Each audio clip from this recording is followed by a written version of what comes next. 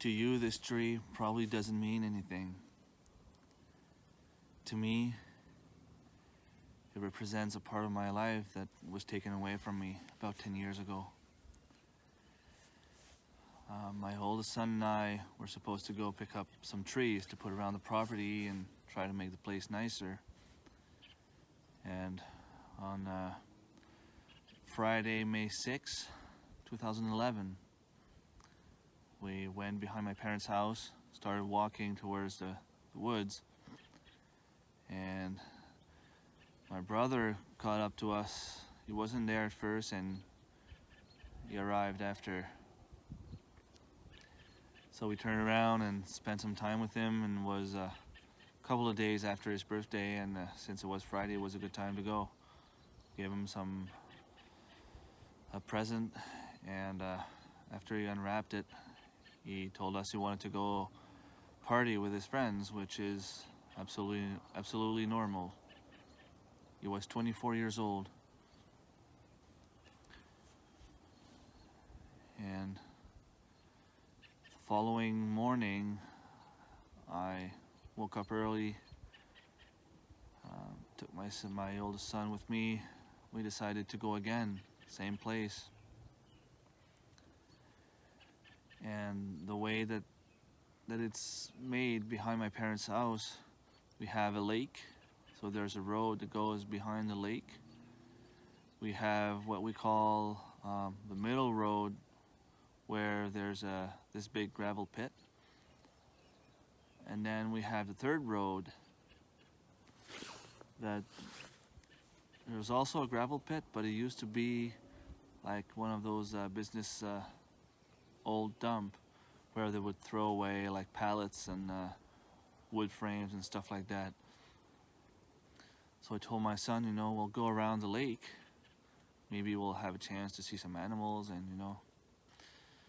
and we found a couple of good looking trees, so we picked one that was maybe 5-6 feet tall at the time, not even, maybe 4 or 5 feet tall. And when we got to the middle gravel pit, we decided to cut our trip short, so we decided to take the middle road. Came back home, and I was actually planting the tree that's behind me. My aunt passed on the road there. She was taking a walk with my uncle, and they yelled at me, asking me if I saw my brother that morning. And I had not. My parents were worried because he was supposed to go into work that morning. The alarm went off, the boots were still there, and he was nowhere to be found. His car was in the driveway, and I figured he's 24. He's the kind of guy that liked to live his life to the fullest. I thought, don't worry. He's probably just gone to party with some friends somewhere. He'll be back. He's probably just sleeping on the couch somewhere. But then again, I was starting to wonder because, nobody at work had seen him. Most of his friends were playing ball hockey at the rink not too far from here, and he wasn't there. Nobody knew where he was. Couple of minutes later, I get this phone call. All I remember is it was my dad. He told me that they had found him, and he had shot himself in the face. And those were the hardest words I've ever heard in my entire life. He had committed suicide. And I'm filming this video on May 8th, which means yesterday marks the 10-year anniversary of this tragic day. And the story behind that tree is not only because this is what I was doing when I learned what happened to him, but also, well, I'm just gonna show you because the tree is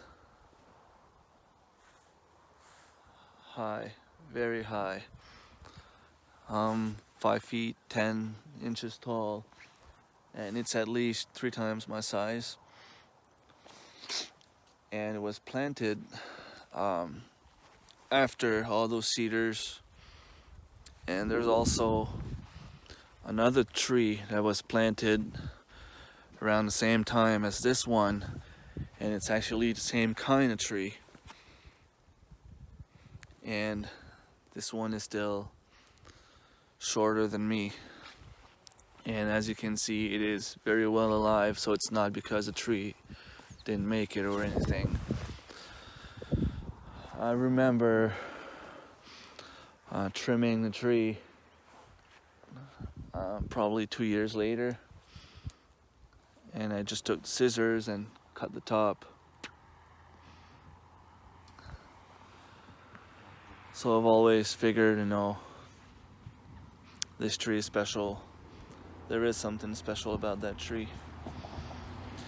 And I was told by some people that my apple tree was gonna be, was gonna be in trouble maybe because of that tree. I have another apple tree right there. There's no way I'm getting rid of that tree. In my opinion, it's a sign that my brother's here somewhere checking in on us. So that's my story for today.